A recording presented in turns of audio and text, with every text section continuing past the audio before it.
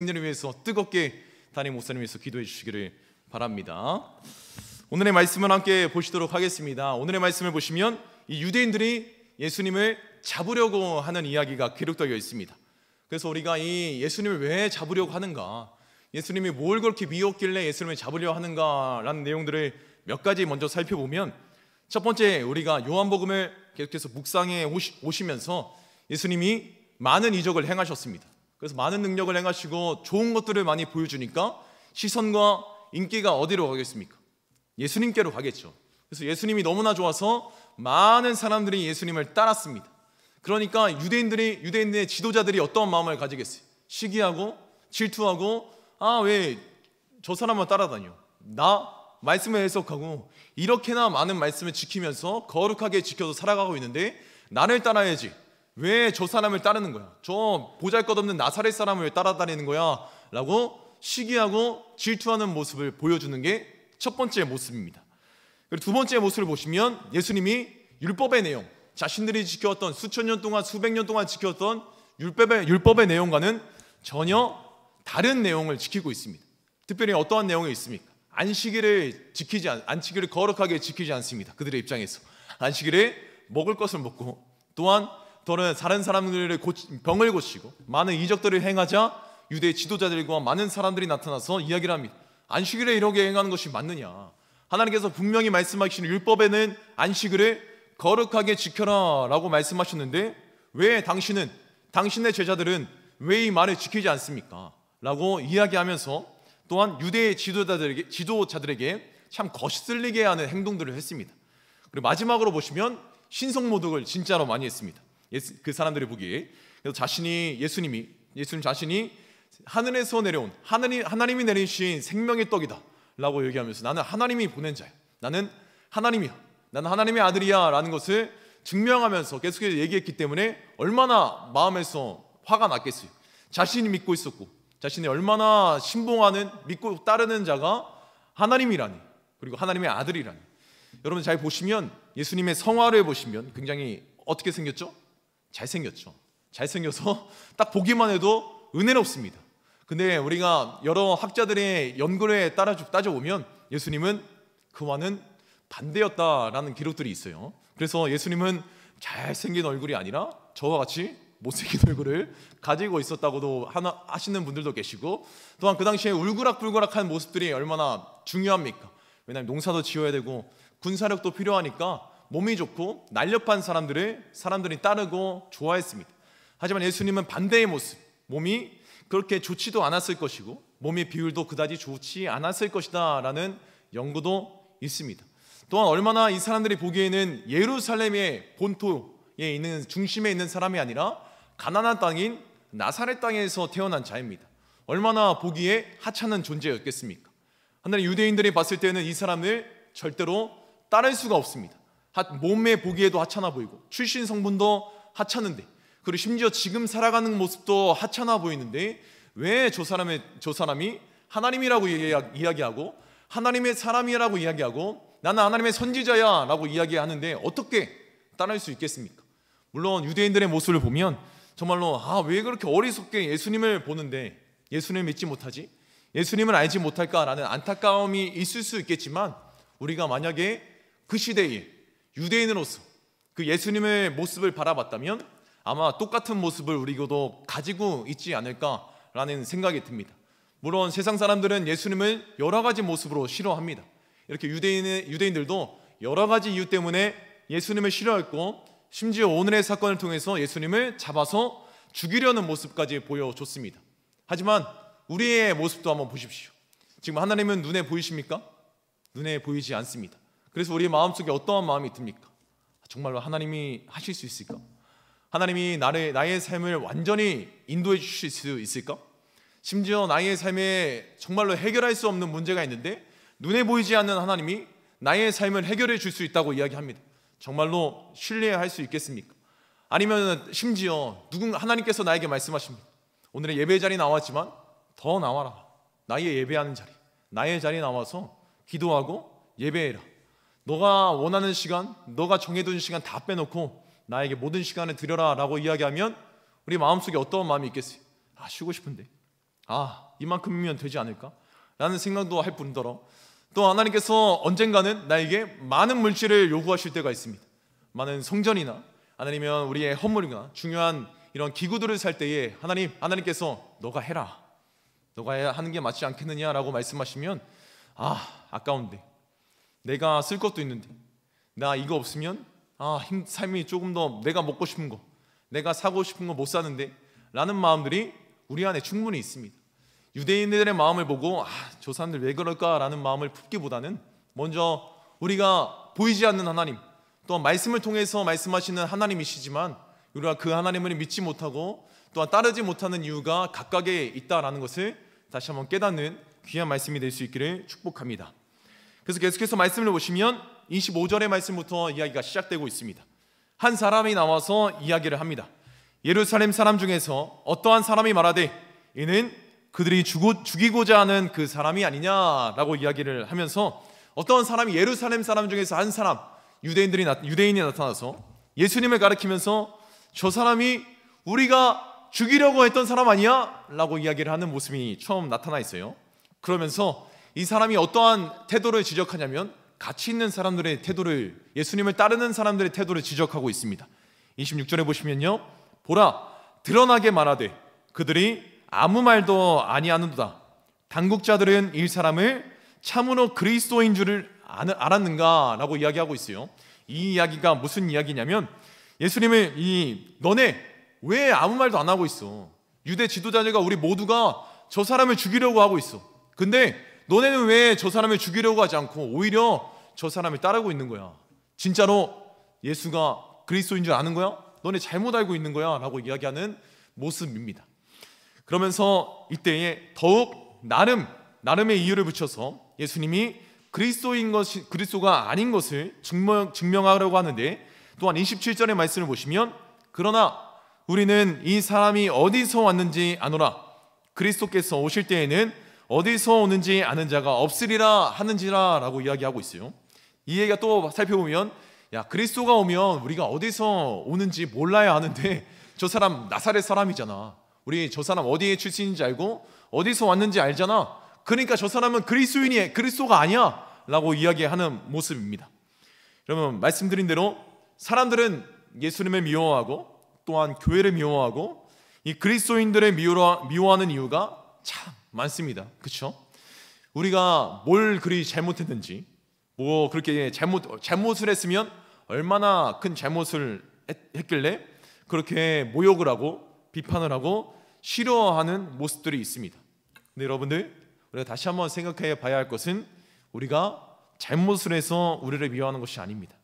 또한 그렇다고 해서 우리가 막 살아도 된다, 죄 지으면서 사람들에게 거룩하지 못한 모습을 보이면서 살아가야 한다라는 것은 이야기하는 것은 아니지만, 다만 믿지 않는 사람들, 이 교회 밖에 있는 사람들이 우리를 미워해도 너무 상처받지 말자라는 이야기를 드리는 겁니다.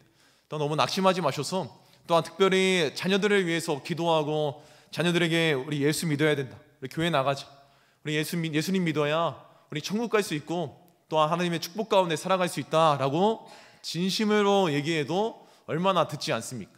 그럼에도 불구하고 믿지 않아도 너무 낙심하지 마시고 너무 무너지지 않는 여러분 되시길 바랍니다.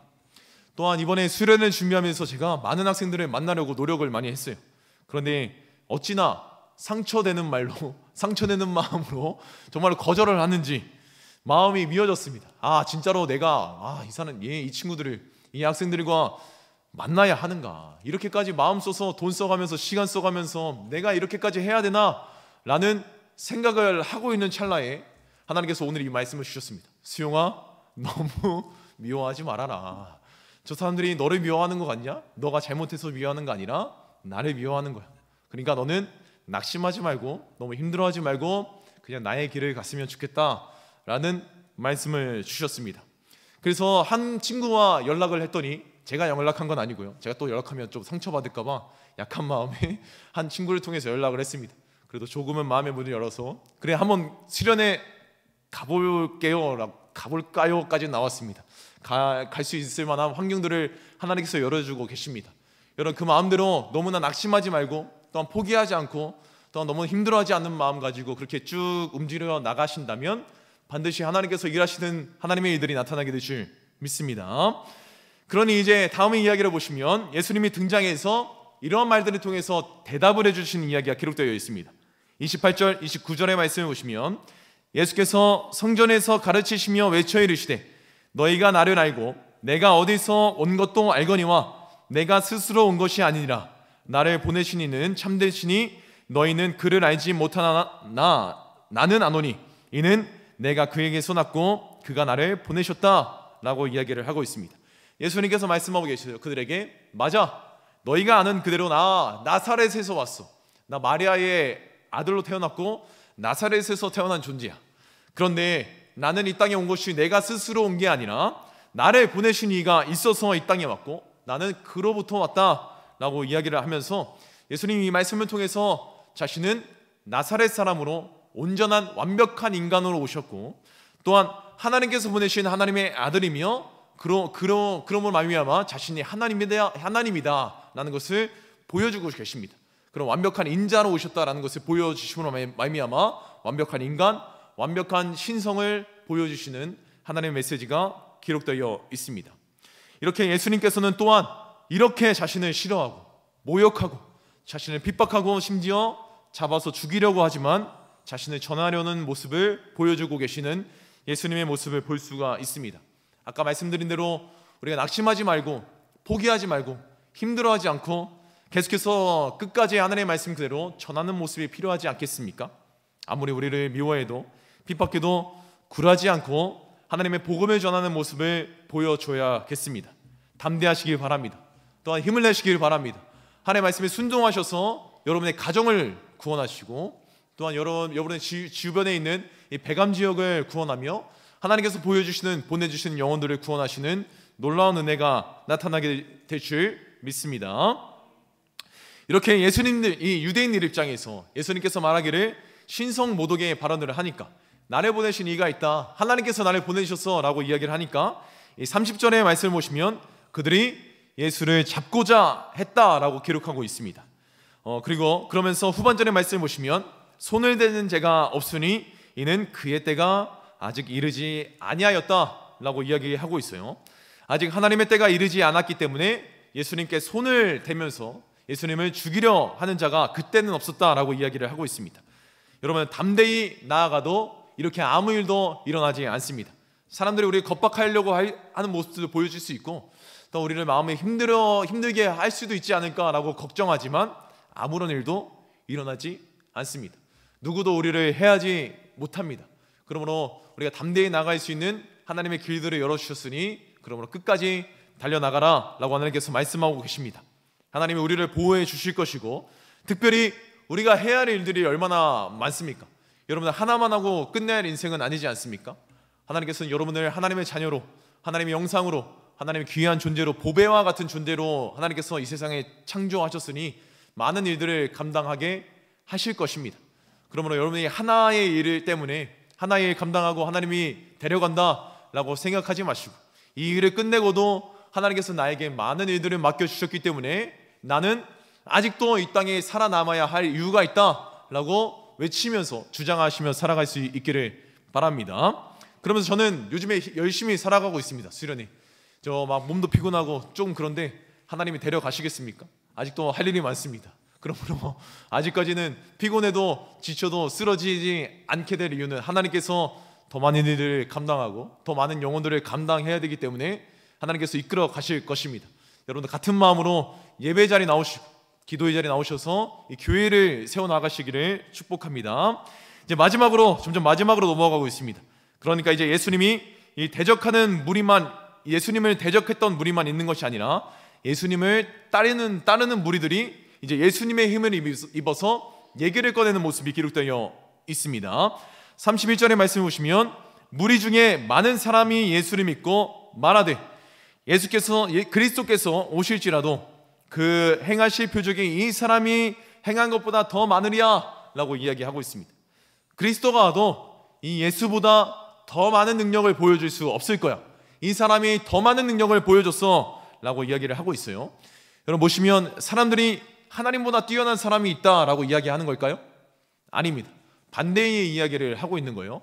하나님보다 뛰어난 사람이 없다는 것을 알고 있기 때문에 이 예수님이 그리스도보다 더 많은 이적을 행하신다, 능력을 행하신다 라고 말하고 있는 것은 간접적으로 이분이 그리스도야, 이분이 구원자야, 이분이 하나님이야 라고 이 반어법을 통해서 얘기하고 있는 것입니다. 이 사람들이 힘을 내어서 얘기하고 있는 겁니다. 이렇게 우리가 말씀드린 대로 끝까지 담대하게 하나님의 말씀을 전하고 나아간다면 반드시 나올 반응입니다. 누군가는 듣지 않고 많은 사람들이 우리를 핍박하고 모욕해도 반드시 한 영혼이라도 주님 앞에 돌아오는 역사가 나타나게 될 줄 믿습니다. 우리가 많은 사람들을, 모든 사람들을 구원할 수는 없습니다. 다만 우리가 한 영혼을 구원할 때에 하나님 아버지께서 기뻐하실 것이고 하늘 천국에서는 천국잔치가 벌어지게 될 줄 믿습니다. 그러므로 우리가 한 영혼을 위해서, 한 영혼을 천하보다 귀한 이 한 영혼을 위해서 달려나갈 수 있기를 바랍니다. 이제 다음으로 넘어가시면 이제 유대 지도자들이 듣고 이 논쟁에서 사람들을 보내서 예수님을 잡으려고 하는 모습도 기록되어 있는데 우리 33절에서 34절의 말씀을 보시면 예수님은 굴하지 않고 자신이 행할 일들을 계속해서 말씀하시고 가야 할 곳도 말씀하십니다. 예수께서 이르시되 내가 너희와 함께 조금 더 있다가 나를 보내신 이에게 돌아가겠노라. 너희가 나를 찾아도 만나지 못할 터이요 나 있는 곳에 오지 못하리라 라고 이야기를 하면서 내가 이곳에 조금 더 있다가 죽고 부활한 후에 하늘 보좌에 올라가서 하나님의 영광을 받을 것이다 라는 영적인 이야기를 하고 있습니다. 하지만 그들은 알아듣지 못합니다. 마지막 본문인 35절과 36절의 말씀을 보시면요, 이에 유대인들이 서로 묻되 이 사람이 어디로 가기에 우리가 그를 만나지 못하리요? 헬라인 중에 흩어져 사는 자들에게로 가서 헬라인을 가르칠 터인가? 나를 찾아도 만나지 못할 터이요 나 있는 곳에 오지도 못하리라 한 이 말이 무슨 말이냐라고 이야기를 하고 있습니다.